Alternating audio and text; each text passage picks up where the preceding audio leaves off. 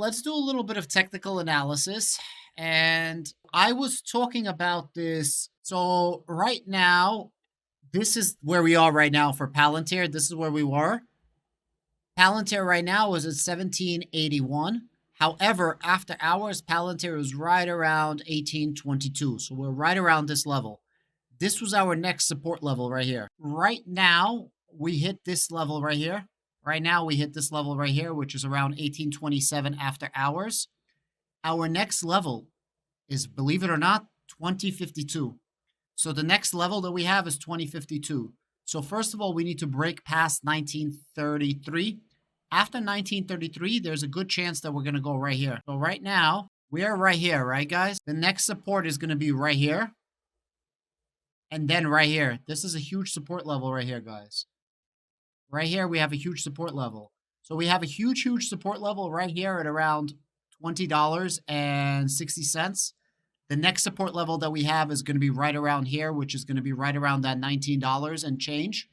And right now, we actually hit the support level after hours. If you go to after hours, we're actually right here. So everything in terms of the price is great.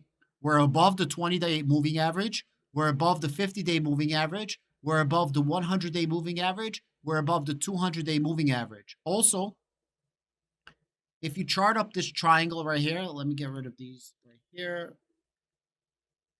If you chart up these triangles right here, this is great. This is our resistance right here. This was our resistance right here. So we're out of it. So if you go to our resistance right here, this is where we need to be, right? This thing right here in orange. This is where we're at right here. And right now our price is right here. X marks the spot. Our next resistance level is going to be right here. This arrow right here. This line right here. And then after that, this is going to be our next resistance level right here. Right? Right here. Now we're going to go to the RSI. This is the RSI. Guys, this is extremely bullish right here. I literally made this tweet on Twitter. This is an extremely, extremely bullish signal right here. Right here. It's bullish. Do you see how, let me try to make this bigger for you guys. Do you see how the purple line, I don't know if you guys see this or not. I hope you guys see this. Do you see how the purple line crosses the yellow line right here? This is huge. Let me zoom in on this, guys. Let me zoom in on it for you guys. Boom. Thank God. Right here. This is huge. This is a huge, huge indicator right here where the purple line crosses the yellow line. Let's check what happened in the minutes. Guys, this is the minute chart, okay? Look what happened if you go to the minutes. Look by how much the purple ended up beating it. Right? If you go to the 1 day, the purple barely passes the yellow line. The purple line is the RSI, which is the relative strength index. And the yellow line is the relative strength moving average, which means that the relative strength index is surpassing the moving average, which means that we have more strength than the average strength. This is huge. Let me go back to the 1 day. You see, in the 1 day, you barely see it. But if I go to the 1 minute chart, there's a huge difference over here, right? Now let's go to the MACD, guys. So the MACD right now, this is bullish. I'm about to show you the 1 minute chart, okay? So right here, let me just highlight this. This is bad. This is bad because the yellow line, the blue line is going below the orange line. The orange line is called a signal line, while the blue line is called the MACD line. You want the MACD line and the signal line to be above the zero line. This is the zero line. This is zero. Okay, this is the zero line. This is the zero line. You want all of this to be above this line right here, okay? And what you want is this yellow line to pass this orange line right here.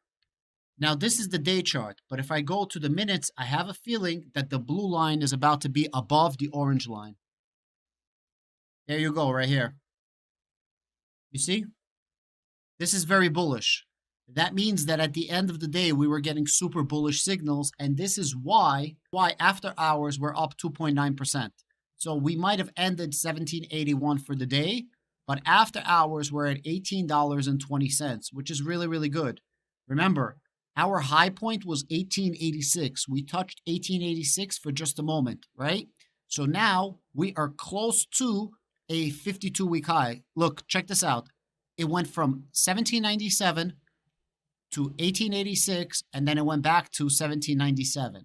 So technically, right now we are at $18.20. We are near a brand new 52-week high. This is absolutely absurd. This is huge.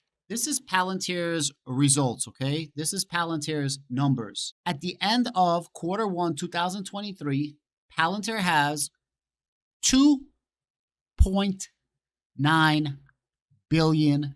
$2.9 billion. Practically $3 billion. That is absolutely massive. This is cash equivalents, and U.S. Treasury securities, and no debt. Palantir has no debt. Palantir has, let's call it $3 billion. Palantir also has $950 million of a credit line that they did not have to touch. So there's all this fear about a recession. Well, Palantir is not going to go bankrupt. They're not going out of business. Palantir has a shit ton of money and more. Half of Palantir's money, around $1.5 billion, is in short-term treasury bonds, treasury yields. They're making a lot of money on the interest rate. They are riding the freaking wave. Palantir is probably going to be doing a very nice acquisition shortly. Somebody put out a tweet the other day of how much money all of these huge companies have. And I said, yo, Palantir at a 30-something billion dollar valuation has $3 billion on hand, which is absolutely massive. That is not the equivalent of, but if you take the valuation of Palantir compared to the Microsoft, and let me try to find you the tweet. Give me 1 second. Okay. This is the tweet right here.